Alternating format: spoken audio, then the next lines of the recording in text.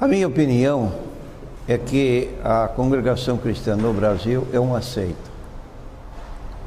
Há muitos, eu pensava que a congregação era uma igreja evangélica pentecostal.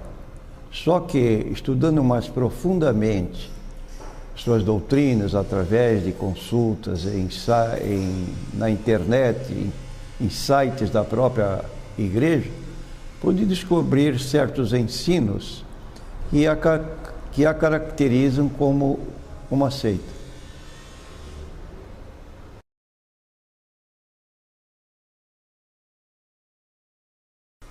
Por exemplo, uma seita, ela tem características que nós poderíamos resumir em 4 pontos. Primeiro, uma seita não aceita totalmente a Bíblia como doutrina exclusiva de fé. Embora nós vejamos na declaração de fé da congregação cristã que eles admitem crer na Bíblia como palavra de Deus, há, paralelamente à Bíblia Sagrada, as chamadas profecias, que são meios pelos quais eles guiam suas vidas. E há uma ideia reinante no meio deles, segundo a qual a Bíblia prejudica a vida espiritual do cristão. Então eles interpretam um texto de 2 Coríntios 3:6, onde aparece uma expressão do apóstolo Paulo: a letra mata e o espírito vivifica, que a leitura da Bíblia inibe a vida espiritual da pessoa.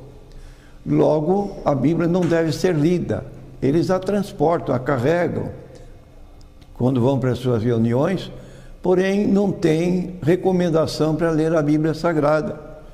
E sempre que falam conosco, põem de lado o valor da Bíblia para esse conhecimento da parte de Deus que nós devemos ter pelo estudo da Bíblia, como diz, por exemplo, o Salmo 119, versículo 105, lâmpada para os meus pés é a tua palavra e luz para o meu caminho. Então, uma igreja que inibe os próprios membros para não ler a Bíblia Sagrada é um ponto negativo que caracteriza uma seita, porque seitas, elas têm certos fundadores, ou profetas, ou profetisas, que dão a essas pessoas uma autoridade igual à da Bíblia Sagrada. Então há uma fonte de autoridade diferente, dado que apenas as profecias proferidas durante as reuniões é que tem valor para eles.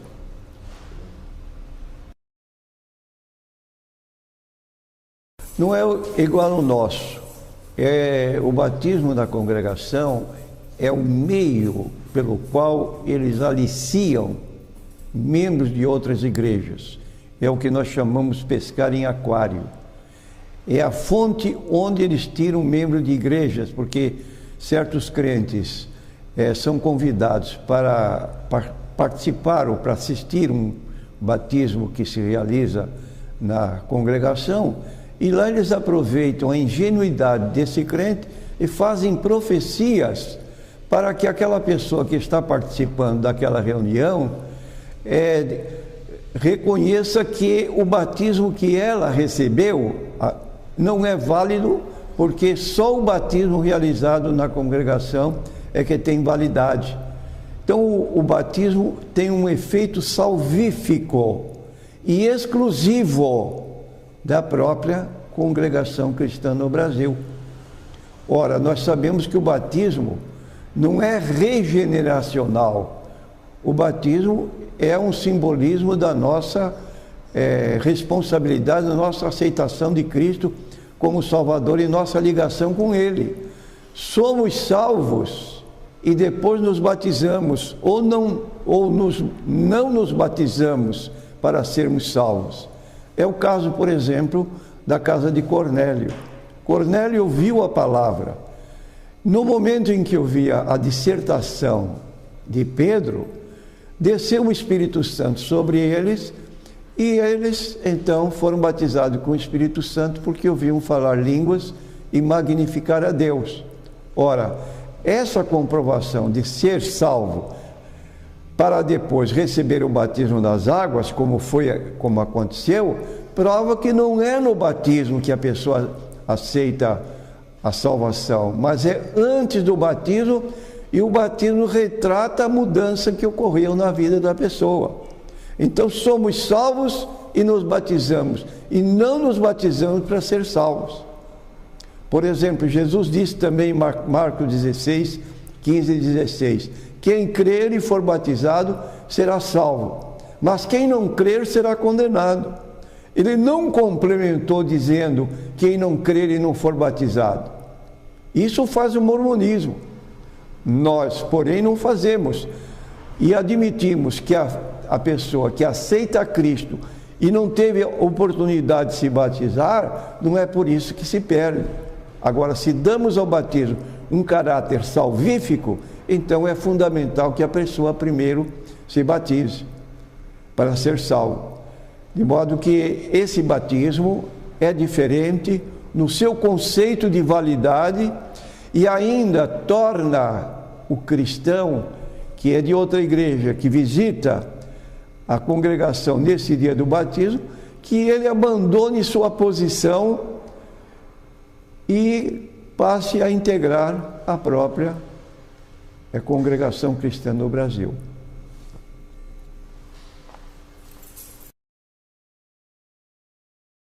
Isso que se usa muito pelos membros da congregação. Lá a nossa comida sai quentinha, sai na hora. Ora, eu penso comigo, alimentar-se esporadicamente num restaurante fast food tem cabimento em certas ocasiões, mas você comer seguidamente num fast food, nesses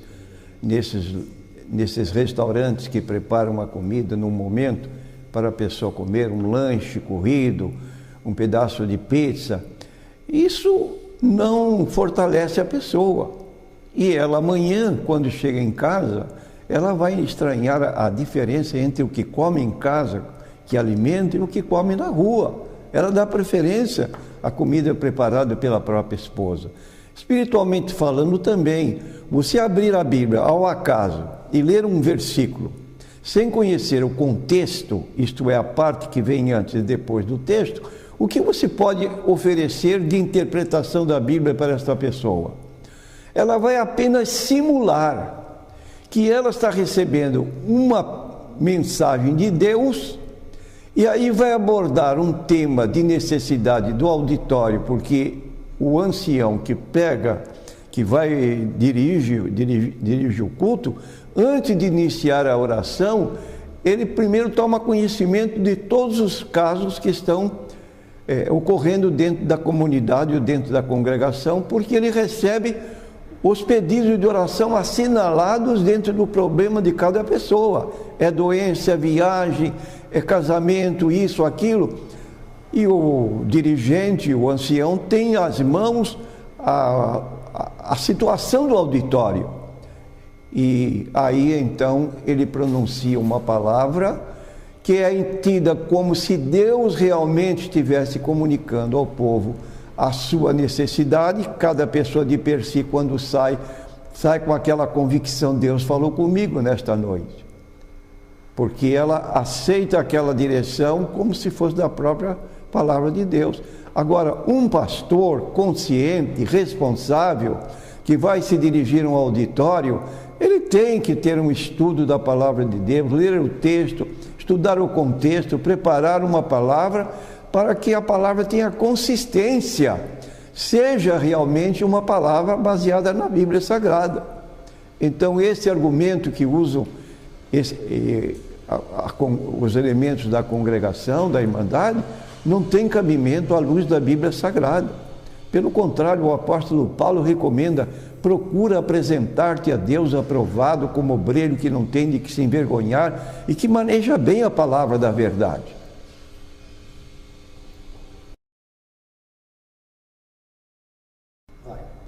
Isso não é uma verdade.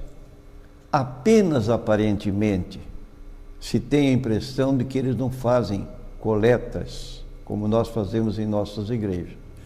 Mas há um obreiro, ou mais de um, dependendo do tamanho da igreja, se tem 3, 4 ou 5 portas, cada porta tem um obreiro já preparado, e vou mais adiante dizer que ele tem na sua roupa bolsos especiais, feitos assim de propósito, maiores para conter a quantidade de envelopes que são dados a ele na porta. Então, cada qual pega o seu envelope, anota um dos objetivos da igreja, porque eles levantam oferta para obras de caridade, ofertas para financiar viagem de obreiros, ofertas para reparar templos ou construções, e ofertas para novos templos, e ainda oferta de voto feito. Ora, como é que vai se separar aqueles envelopes? O porteiro, lá, o obreiro que está na porta, ele coloca em cada bolso da sua roupa um envelope já designado antecipadamente.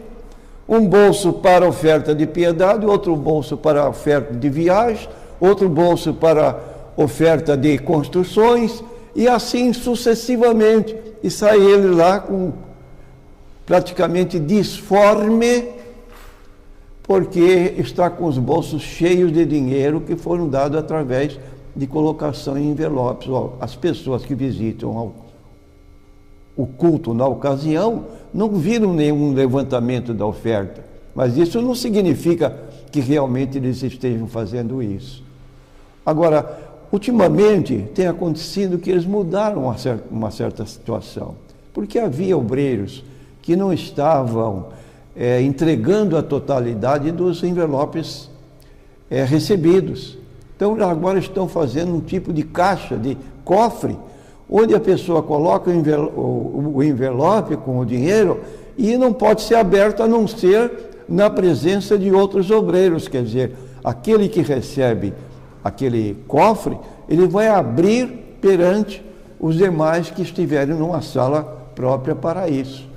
Então, esse modo de enganar o auditório dizendo, lá não mexemos com dinheiro, não tiramos coleta, como se uma igreja que levantasse coleta fosse indigna de receber visitas, porque a finalidade seria tirar dinheiro ou levantar dinheiro de visitantes.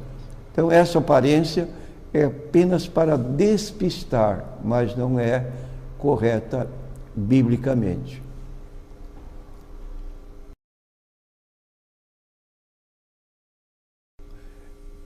Eu tive acesso à lista chamada listas secretas, que são o resultado de reuniões anuais com uma presença de pelo menos 39 anciãos.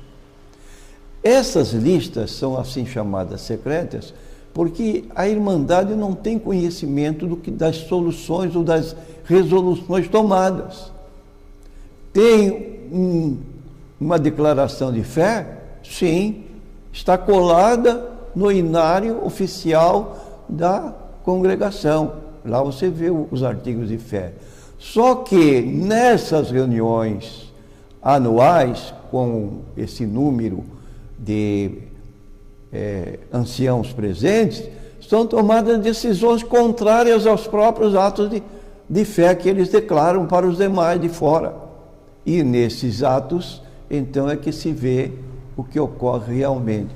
Por exemplo, nós temos lido testemunhos de decisões tomadas em que há uma recriminação pelo fato de os crentes da Irmandade preferirem mais as chamadas profecias do que propriamente ter conhecimento da Bíblia Sagrada. Agora, a Bíblia é um livro profético. E nós temos lá em 2 Timóteo 3,16, toda a Escritura divinamente inspirada, ou seja, o que nós encontramos como direção para a nossa vida está comprovado como da parte de Deus. Já essas profecias feitas dentro desse modo, não se ajustam. E os crentes vivem nessa ilusão. Hoje Deus falou comigo. Não abrem nem a Bíblia para acompanhar, porque não estudam e vão viver apenas para a direção que recebem na congregação. Um emprego que precisa, ele vai ouvir uma mensagem profética a respeito de emprego. Problemas de casamento, namoros, se vão casar com fulano, beltrano, indicam os futuros cônjuges. E nós tivemos conhecimento agora, depois de quase 100 anos de existência, que agora em 1910 eles completaram 100 anos de existência. No mês de abril de 2007, faltavam apenas 3 anos para completar os 100 anos. O líder, o ancião, fez uma circular avisando toda a Irmandade que estaria dali para frente proibido o casamento de pessoas que se sentissem dirigidas por Deus para realizar a realização daquele casamento. E há um caso específico, nós sabemos que existem muitos, mas pelo menos há um caso específico em que uma jovem, depois de alguns meses, um tempo de casados, foi indagado: por que você está se separando? E ela respondeu: porque eu não gosto do meu marido. E aí a pergunta: e por que você se casou com ele? Porque o ancião lá da tribuna indicou que ele era a pessoa que Deus queria para mim. E eu me casei. Agora, eu pergunto: quantos casos como esses durante esses 97 anos não teriam ocorrido? E aí a razão por emitir ou publicar uma circular impedindo que se seguissem as profecias proferidas durante os cultos, para que as pessoas não caíssem nesse erro de se casarem e outras providências da vida do dia a dia, baseados apenas em profecias. Então, que profecias são essas? Que o próprio dirigente central faz uma publicação dessa com a assinatura de todos os demais anciãos.